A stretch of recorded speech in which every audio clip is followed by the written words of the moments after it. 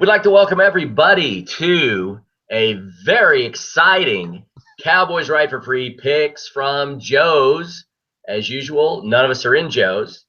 This is Wetzel coming at you from the incredibly impressive but yet very quiet Artesian Hotel and Casino in Sulphur, Oklahoma. We have King, hopefully, is going to join us from parts unknown, as usual. And we have from Smoking Musket, one of our favorites, Dave Smith, obviously a West Virginia fan. He can't help it, who, of all places, is stuck in Pittsburgh this week. All right. So if we can get King on here, all three of us are going to be in a hotel someplace. Yep. So thank God for technology, baby. So, Dave, thanks for coming on, man. Glad you made it. No problem. Thanks very much for having me. And obviously, we're just kidding. We all are just in our basements that we've just built to look like hotel rooms. We're all just in different places for the reverb. We can't have that. Well, at least at that point, you guys will think we have real jobs and we're not some losers living at home with our mothers, doing picks from Joe's type, hangouts to kill time. So hopefully, again, King is in parts unknown. He could be struggling with his internet connection, which is not unusual. So we'll hope he's able to get connected and join us. In the meantime, Dave is a rookie to picks from Joe's. So Dave, just so you're aware, we list out all the Big 12 games. We start with the least interesting game, which, FYI, almost always involves Kansas. Sure. Right? So, sure. And then we work our way up to the most interesting games, which for you, you're lucky because I think it's ours. It's always Oklahoma State, and it involves West Virginia, so you're in. so we're gonna kick it off here with this week's least. Wait a minute. Oh yes. He is in the house, King. Can you hear us, King? Yeah, can you hear me? Oh, you are loud and clear, dude. The picture's a little fuzzy, but you are loud and clear. That's that Holiday Inn Wi-Fi, man. Well, that's okay. You're at least as a Holiday Inn, you probably have more action than I do, and I'm at a casino hotel. So, with us we got Dave Smith from Smoking Musket, who's going to try to do his best not to completely insult the entire fan base tonight. So, so we're going to start with first, okay. Tonight's beverage of choice, and it's not really a choice because I prefer Dos Equis, and the only Dos Equis they had was the lager. So I made that. I took one for the team. This is number 3, if you can't tell. I'm feeling a little frisky right now. King is probably just happy that he's managed to get connected, so I don't know if he's drinking water or what. Dave has informed us that he might be drinking coffee. I have a coffee with a mustache on the cup. Right. Well, we're going to pretend that Dave is drinking coffee with at least Kahlua or Godiva or something in it. So we're just going to pretend that so Dave can be an honorary part of Picks from Joe's. Yeah, it's actually it's pure heroin, actually. Oddly enough. King, what are you working on there? Your usual, is that a Miller something or other? Uh-oh. King has frozen. There you go. See? Holiday Inn Wi-Fi, he is frozen. Looked like King had his usual can of Miller something there. So anyway, King. I would like to show you this though. That the package that the grinds came in. I don't know if you can see this. It's a little cup with baby hands on it. So I don't know why there are baby hands. That's a little creepy. Yeah, it's a little weird. So I might have some type of breast milk coffee.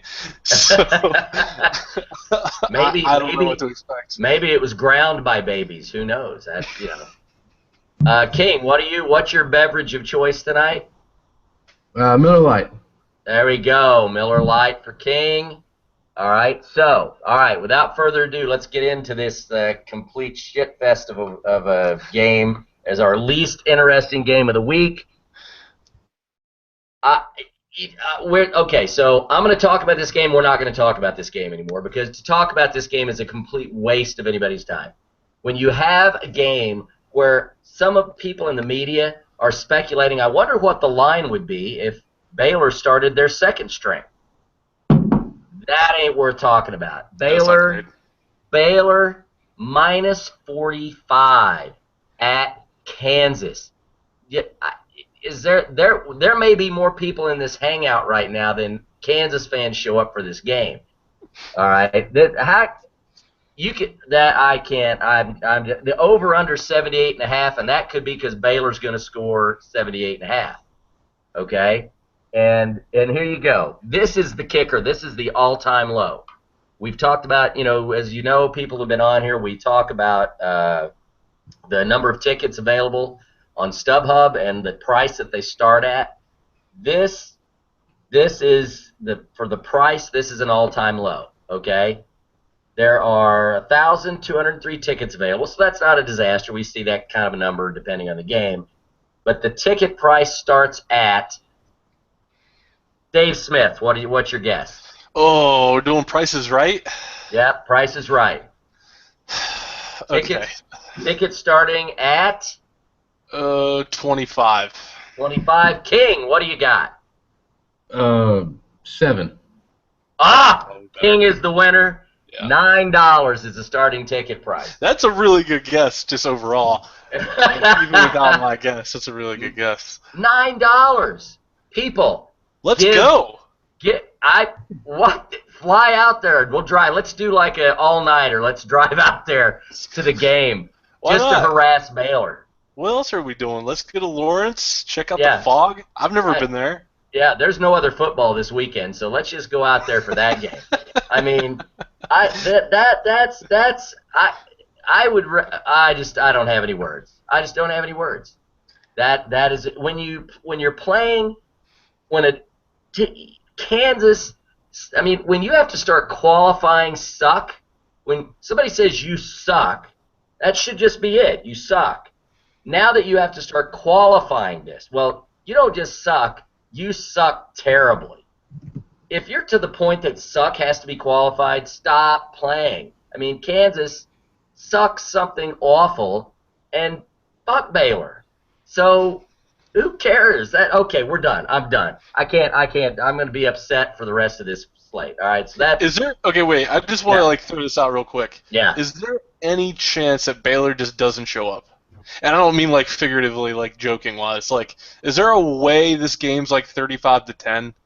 No, I think this game might be 50-10 if all of Baylor's all the athletes that have been kicked off Baylor's team or arrested from Baylor's team showed up to play.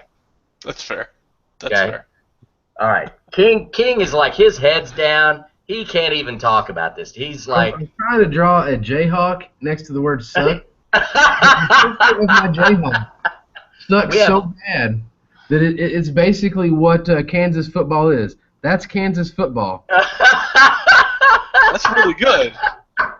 Wait a minute. King. Show that. We have to see that again. Where is that again? Let's see it again. There it is. Pretty good. This is not the first time you've done this. Look at that. Does it also have... What's that? I think the Jayhawk had teeth, which would make it some type of I don't know. It would cross. Yeah. You drew okay, because the Louisville Cardinal has teeth, and I think the Cyclone Bird has teeth too. I don't know. That's nasty. Gee, a bird with teeth. Come on, it's not great. That's awful. So there's a bird with teeth. Too bad Too bad you don't have the Starship Enterprise on there. You probably get sued by Kansas State. All right, so this is digressed horribly here. Thanks a lot to Kansas and frigging Baylor. That's just awful. So for game number 4, so the second least interesting game is Iowa State at Texas Tech, who's laying 11 points. So, you know, the over-under 74, which is kind of an interesting over-under in that game, which essentially I think is saying that Texas Tech defense stinks. So Iowa State's probably going to score 20 or 28. There are 454 tickets still available starting at $42. Quite impressive. There must be a lot of people, a lot of healthy people in Lubbock who've had their shots, so they're able to show up and spend money for the game. So King, it's the Cyclones at Texas Tech. Texas Tech coming off a kind of a tough loss to Baylor, where they didn't look nearly as good as they thought. What are your incredibly well-defined and thought-out considerations for this game? Most importantly, and this is for David, because they haven't been in the conference that long, when we joke about sexually transmitted diseases in Lubbock, we're not actually joking, you see. Yeah. They actually have a problem with that. In fact, Lubbock High had to initiate it's like some sort of public service campaign about 7 years ago to try to cut down on the herpes throughout their population. Wow. Like Lubbock is a cesspool. Literally a cesspool. I have heard of the Raider rash. I have heard of this. Yeah, there you go. Okay, see, I did my homework a little bit before I came up. I prepared just for this show. So what's happening, King? So what's happening? I think actually, I think Tech probably is going to come out and roll them, because Iowa State's offense looks like they got me for their offensive line. And just Tech, I think Tech's better than they showed the past 2 weeks. Hell, they almost beat TCU. The Baylor game was a bit rough, but you know how our Browse is. Like, oh, I respect my opponent, and so that means we can't stop until I've sent 3 of them to the hospital and we're up by 40. Now, I just want to qualify something here. When King says that they basically have him on their offensive line, that's not a completely insulting thing, because I have now met King. All right, I sat about 3 rows from him at last week's K-State game, and King's a nice-sized guy. He's tall, broad shoulders. All right, so 2 stars, minimum 2 stars. Yeah, I think that's a minimum 2 stars, definitely. And I saw his son. I give him an extra star just for his son and his wife. So I think that's minimum 2.5 stars right there, which I would think Iowa State would be happy if they had like between a 2 and 3 star player on their offensive line, honestly. Iowa State pisses me off because they thought they had turned a corner in 2011 when they ruined my Polk life by just one game. You're fucking good. One game you decided to be good. And since then, you have sucked repeatedly and hard. You've only gone down.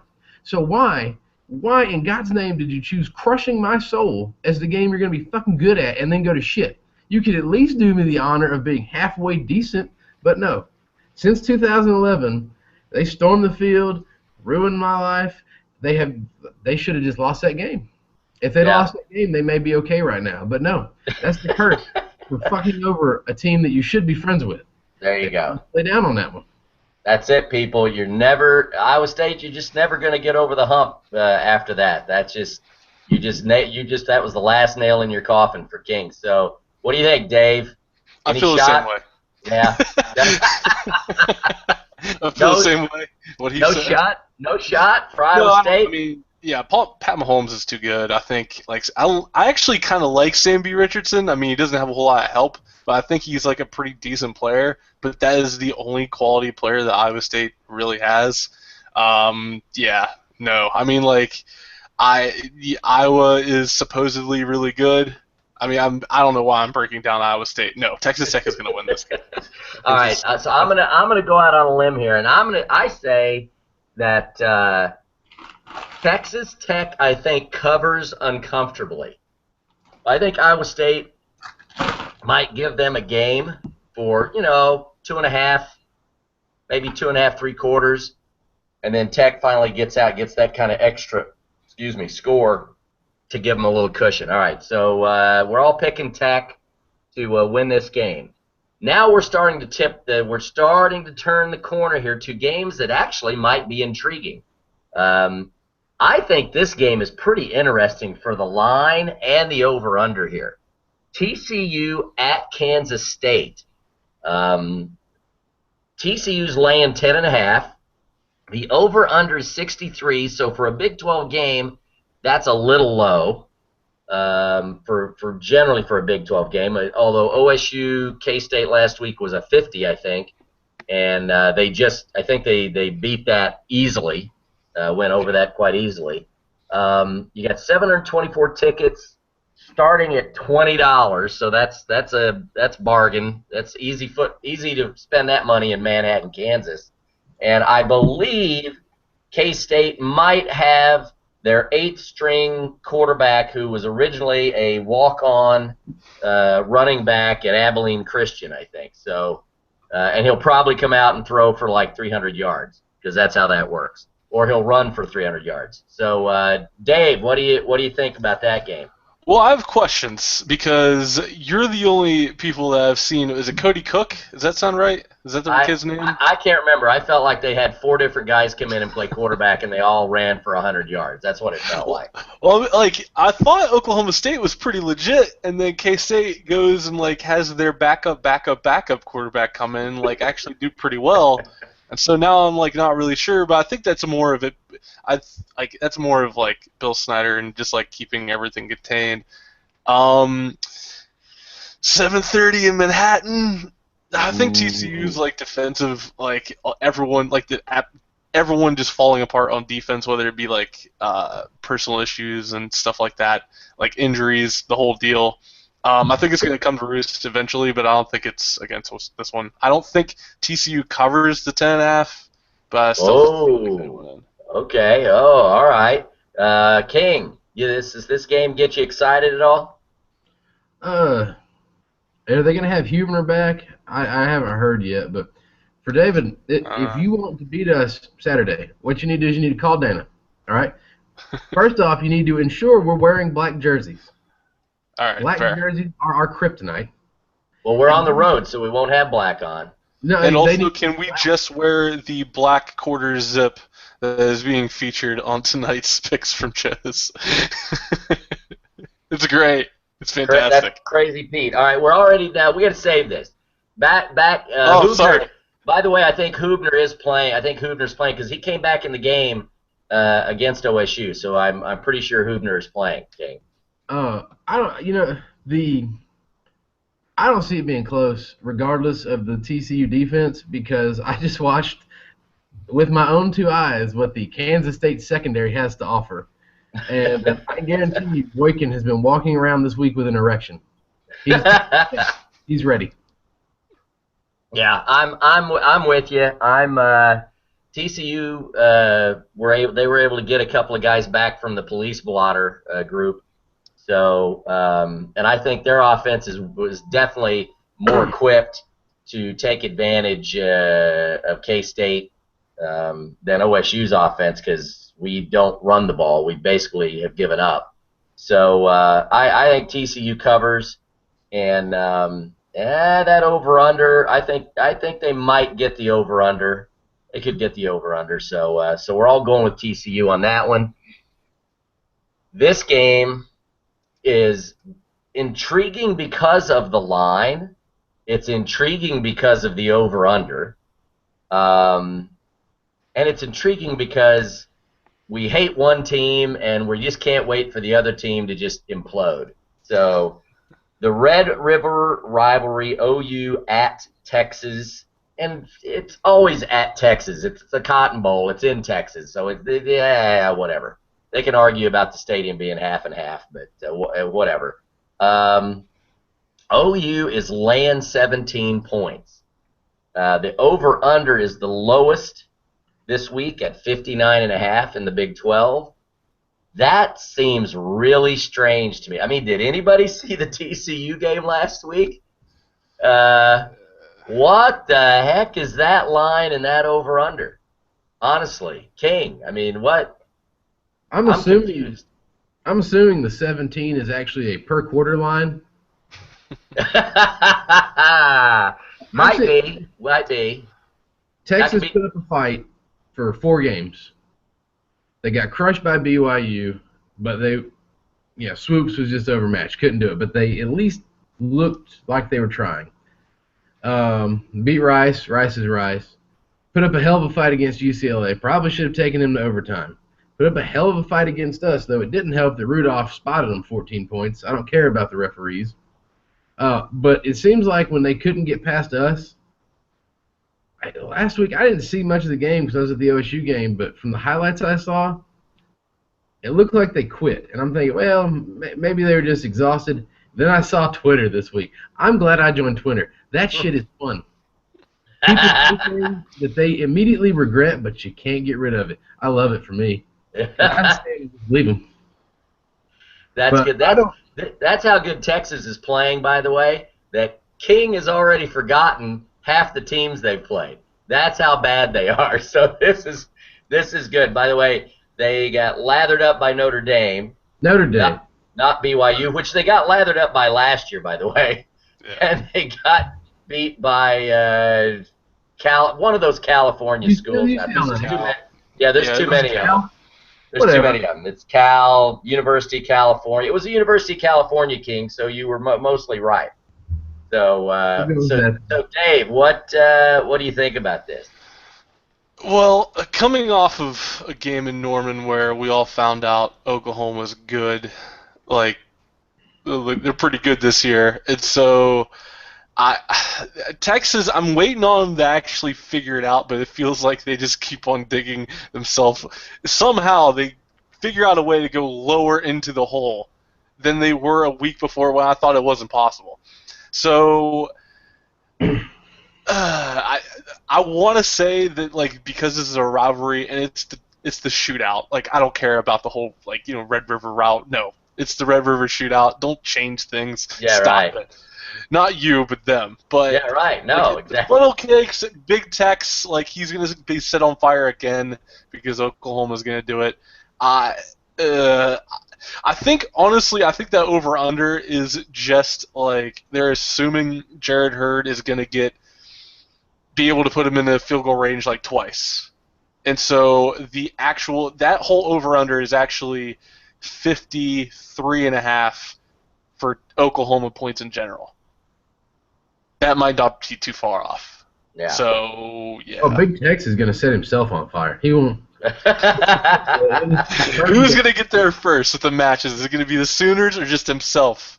Yeah, right. So it's I agree with you, Dave, on that over/under, which is it makes the -17 even more confusing. I mean, I would just be the only way that happens is if OU pulls one of the classic Bob Stoops. They come in, half asleep. I think I recall OU looked pretty good. Like, Dave? You said they looked good? Who did they play last week? Oh, some people, some guys. Some team from back east. I think I'm not sure who it was. Some Cole Aggies. I have no idea. All right. So we're all picking OU to probably to light up the big Texan down there if he doesn't light himself on fire. So of course, the most fascinating game this week, without question.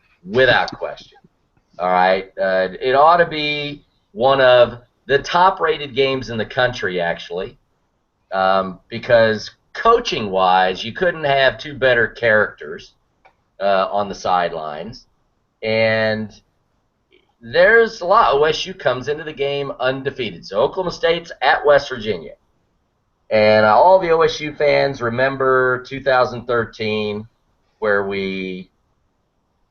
I don't know what we did. We got ill. We all got ill. The season came crashing down in that one game. And anyway, so we're at West Virginia. Virginia is laying a touchdown at home, even though OSU's coming in undefeated and West Virginia's coming in 3-1.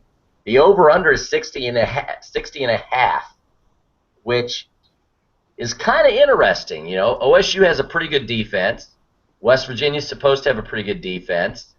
However, both teams suffered really critical injury losses this week. With West Virginia lost their All-American defensive back Carl Joseph for the season. With what was it, Dave? An ACL? Was that what it was? Yeah, in a non-contact drill in practice. Yeah, and you can, that sucks. I'm just. That sucks. And then Oklahoma State lost their starting, really, besides Emmanuel Ogba, the leader on defense, Ryan Simmons, senior, great linebacker, lost for the season. He's done for his college career to a knee injury. So both defenses lost very significant players. So this line, the over-under is interesting. I will say this, the Red River Shootout, and you're right, Dave, absolutely. Right. The Red River rivalry, that's bullshit. All right. So that game it didn't say how many tickets were available on StubHub, but they started at $173. So that's pretty nice, ticket price there. Yeah, from what I understand, the university announced, I believe on Monday, that the game is sold out. Right. So okay. Whatever tickets are available on StubHub are the people are just throwing them up there. And the OSU West Virginia game is second highest. They've got 809 tickets available on StubHub, starting at $72. So this is an interesting game. Got a little excitement. Personally, I think it's the marquee game for the Big 12. I think it features the two best teams playing each other at the moment. TCU, K-State, maybe. OU, Texas, definitely not. So we're going to go to King first.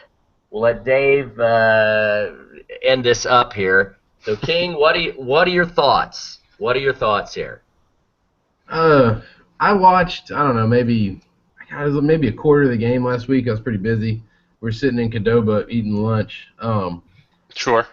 And Chris, fine choice. Fine choice. Well, it was for about an hour, then I had to give it back. The biggest issue I saw on West Virginia's side was, what was that little kid's name? Was it Stryker coming off the left side? Yeah, Stryker. Talking legit football here, I have very strong concerns for your left side with Ogba over there, or Bean, either one of them. So I'm afraid that just looking at it from X's and O's, you're going to have to dedicate somebody to probably help out on the left side, unless that kid gets a lot better this week. But it was an odd game because the part I saw, West Virginia comes storming back, and they get back within like 3, and then it all went downhill. I listened to it on the radio, and it turned so quickly. Our defense, I think, is better than they showed last week. But what I was getting to earlier, if you want to beat us, black jerseys help, and then put in your backup. Don't even start your starter. Put in your backup, because that just our guys are like, can we hit him? Is that a real player? They get confused. Backups have historically come in and just obliterated us. I've seen it too many times. Like the starter goes down when we're up by like 2 touchdowns, and everybody's like, "Oh man, we got this one." And I'm like, "Ah, shit." Seen this, but also, Robert was saying, "Oh yeah, everybody remembers 2013." And I also happen to remember, 2014, and then 2012 as well. So, what are we on, a 3-game losing streak at this point? No, we lost in 2012. I thought we won in 2012. We're 1-3. Yeah, we won the first time that we went to Stillwater, and that was in 2012. And I think you've won in the series historically. You've won a bowl game back when Barry Sanders was still there, but I don't think you've won in Morgantown. No, I have non-fond memories of playing West Virginia here lately. But it's a Dana Holgerson team, so I'm surprised though, because like last year, where I'm confused is I watched y'all play Baylor, and your defense was mean. Like Baylor still got some points, but them was some hard-hitting bastards out there. And this year they just don't look as mean. Now I understand playing hard against Baylor because I might say I hate, oh man, fuck West Virginia, and I might say I really hate OU, but that's actually just fake hate. It's just football. I hate Baylor, so I can get why people would want to hit them hard. But I just, I don't know, Dave. How do you feel about your defense? Because with us, it's all passing. I mean, honestly, if you can stop the pass, you're golden. But then the pass was kind of unkind to you last week. Yeah, you're bringing up the two big points about this. Like the offensive line, whenever it comes to guarding Eric Stryker and just the entire OU defensive line and linebackers, they did not do well. They did not pass that test. It was their first road game this year. We have a new left tackle. So it was a true freshman going up against Eric Stryker, and he failed. So that was not great. And so now we have to go against the team that leads the nation in sacks and tackles for loss immediately after we went to Norman and got our asses handed to us on the offensive line. That's not great, and I don't have an answer for you on that one. But whenever it comes to the defense, it has been said like through national media, I kind of believe it that we have, or at least before the Carl Joseph injury, that we had a top 15 secondary, which would say we would have a top 20 defense just in total. Without Carl Joseph, it's really hard to say. I know he's just one man on the 11, like in the back there, but he's been playing since he was a freshman. That dude has been. It was something like I read today. He's only missed maybe like a handful of snaps for the past 4 years, like something insane like that. So, not seeing Carl Joseph in the back there is just going to be like weird. It's going to be odd for like the defense is going to have to figure out a way to communicate without him there, and so you're just going to have somebody, whether it be Jared Harbour, whether it be Jeremy Tyler comes in. They're the two backups that are talking about coming in for him. I think it's going to be between those two guys, and Ricky Rumph are probably going to take the positions in the backside, a safety. So, I mean, I don't know if Mason Rudolph is good enough to beat the Mountaineer defense away in a night game. Evidently Mayfield is Norman on a day game, which is not really that, like, that's okay. That's fine. We'll take that. That's okay. But whenever it comes to, I mean, the Skylar Howard and Mason Rudolph are going to have quite a duel, and I think it's going to be not a fun duel, as in who throws the least interceptions. So I think West Virginia wins this one, but I solely believe it's because it's a night game in Morgantown. If it was at any other time, if it was at any other place, then I wouldn't be too sure about it. But I think just because it's 7 o'clock, it's homecoming, and just all of that, I think West Virginia figures out a way to do it. Oh. And because the rushing game, like I'm really like, okay, I do have a question for you guys though. Okay, Chris Carson and Rennie Childs were out for the K-State game, in which you guys threw for like 400 yards, but only had like 42-ish rushing yards total for the game. Is that because they weren't there, or would it have mattered if they're like available? No, that's because our offensive line is not there. We're still waiting for the bus to pull into town on that one. So our offensive line. Look, in all honesty, the offensive line has struggled. We have no running game because whatever's been designed and set up, they are not able to really open holes. I will say this, even with the backups last week, I do believe there was not a single negative yardage play for OSU, which is interesting with, two backup running backs, a true freshman and a walk-on. That's actually, I think, the best performance in that regard. But here's what bothers me, all right? You could play a lot of teams. A lot of this crap is timing, when you catch a team. And I'm a firm believer that when, it's one thing to play a crappy team. So if we were playing Kansas, who just got done with 5 turnovers and penalties and gave up big plays, I'd like, oh, yeah, we're going to light those guys up. You're playing West Virginia with a good coach and a decent team who just got lit up because they didn't play good, clean football. And we're playing them at their place at night. On homecoming. Who on homecoming? Who the hell set this shit up? I cannot believe they made it a 7 o'clock game. Like, I still can't believe. Like, that is such bad luck for you guys. That's incredibly bad luck. Like, this is gonna be, akin to going to friggin' Ames, Iowa on a Friday friggin' night. All right, there's just it's all gonna weird shit happening. Dana Holgerson, the hair's gonna be up. Headsets, 3 or 4 broken headsets are gonna be gone. He's gonna be marching up down the sidelines. Gundy's gonna have the pullover tucked in. He may have a rant on the sideline because of the refs or something. Who knows? It's a weird feeling for me.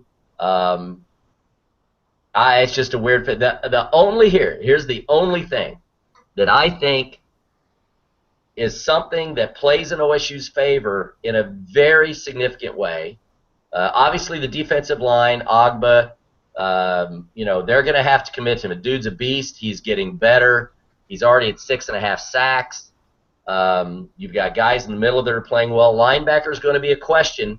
You've got a guy who's not been the leader on defense at linebacker is going to have to start there, Chad Whitener, in place of Simmons.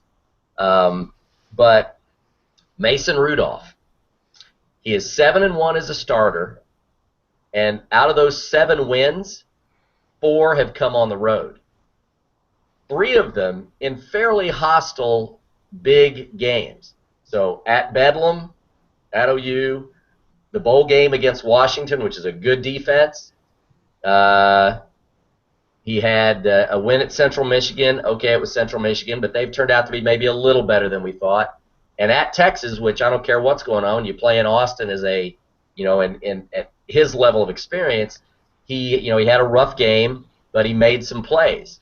And that's the only thing that could potentially, I think, play for OSU's favor going into this is I think he might actually be a better QB on the road.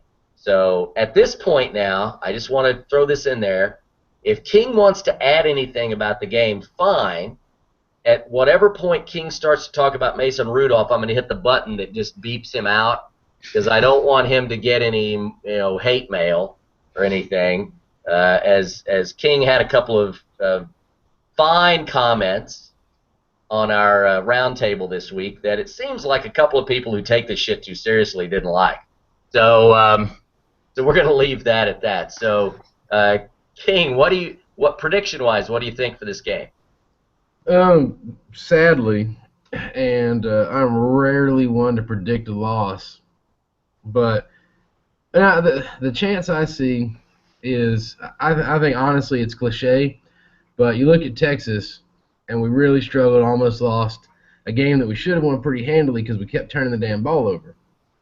Like at West Virginia last week, they turn the ball over, they lose.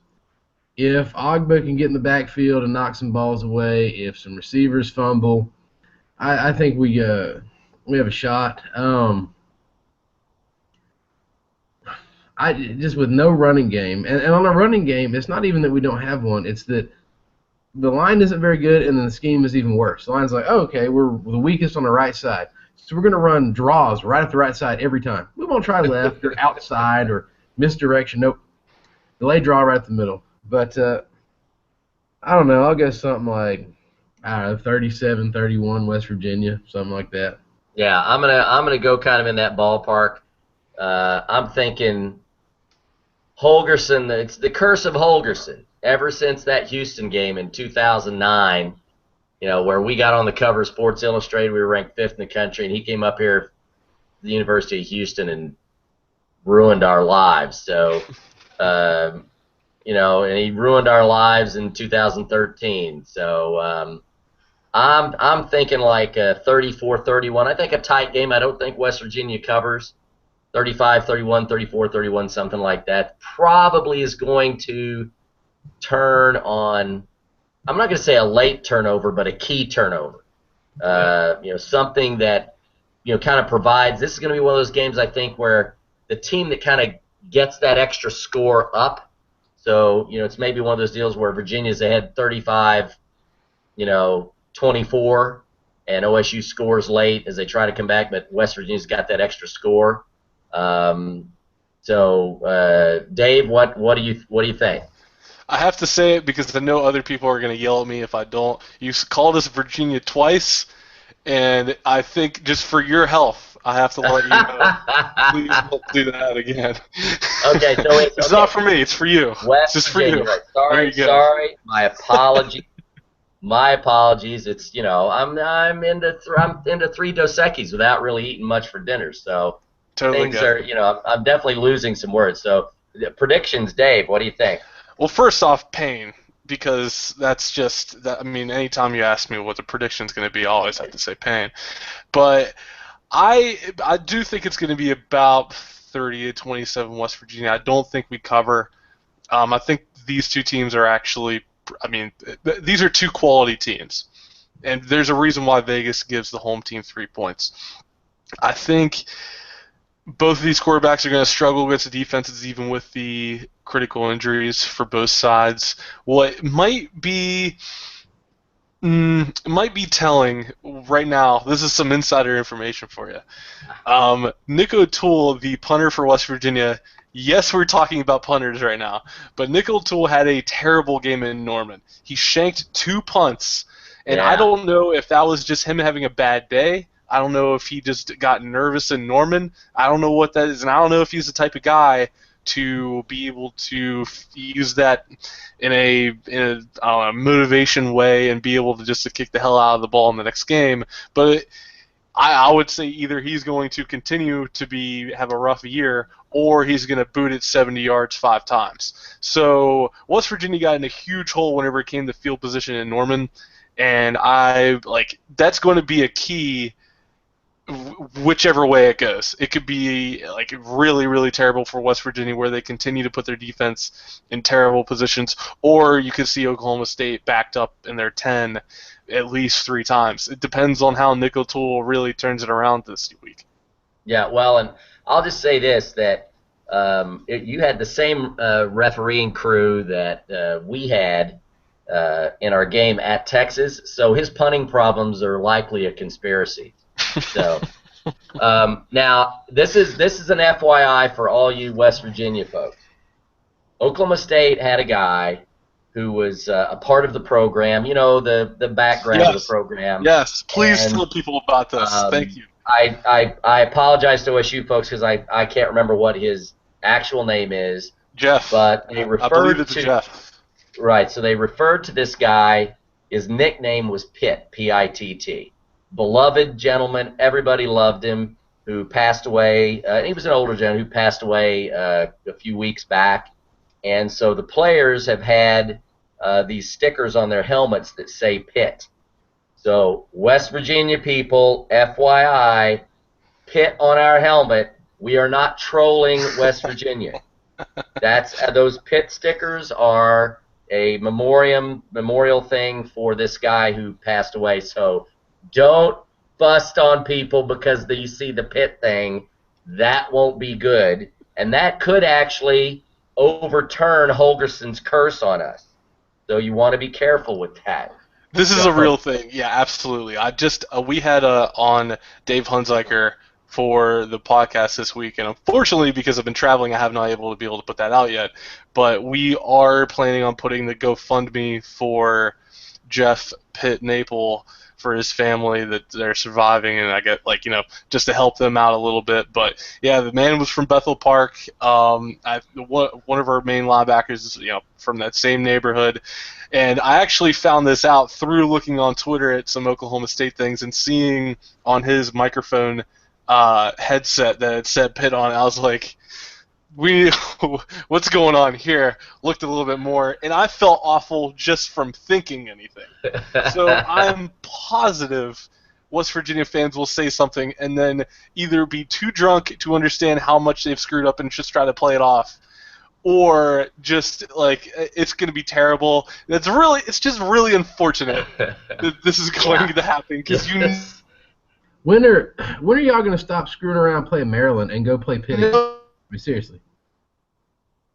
Uh-oh. Dave's there he is. I was just going to say, someone's going to say something stupid. So yeah. So yeah. King just wanted to know when you're going to start screwing around playing Maryland and when's the backyard brawl start again? 2028, something like that. 2028. Yeah, it's something I'm gonna be on Social Security by then. What the hell? Let me look at this up here. I'm almost positive it's 2028. And then I think we play Virginia Tech here in a few years. Wait. Okay. 2022. Okay, that's better. Hopefully I'll still be alive when that happens. So. Well, same here. All right, so we're getting Maryland back on in 5 years, and then we have Virginia Tech.